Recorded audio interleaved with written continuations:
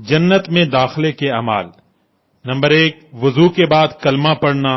Number 2, वजू के बाद दुआ पढ़ना। नंबर 3, वजू के बाद तहियतुल वजू के नवाफिल पढ़ना।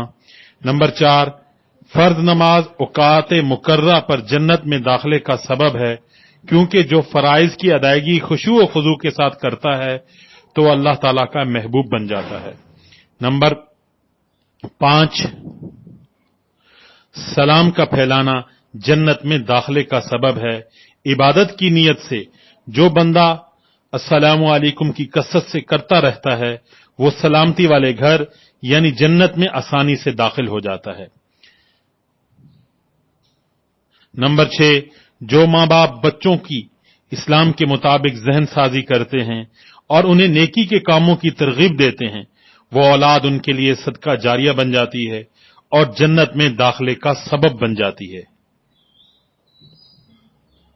नंबर 7, मियां बीवी एक दूसरे के साथ हुस्न सलूक करते हैं और मोहब्बत से पेश आते हैं, ये चीज भी जन्नत के दाखिले का सबब है। नंबर 8, जो लोग इखलाक मुहम्मदी सल्लल्लाहु अलैहि वसल्लम का ख्याल रखते हैं और जिंदगी को खुश उसलूबी और खुश इखलाकी से गुजारते हैं, ये चीज भी जन्नत में दाखिले का सबब है। नंबर 9, जो लोग सोते हुए कसरत से कलमा शरीफ पढ़ते हैं और ये आदत उनकी पुख्ता हो जाती है तो मौत के वक्त भी उन्हें कलमा याद आ जाता है, जो जन्नत में दाखिले का सबब बनता है।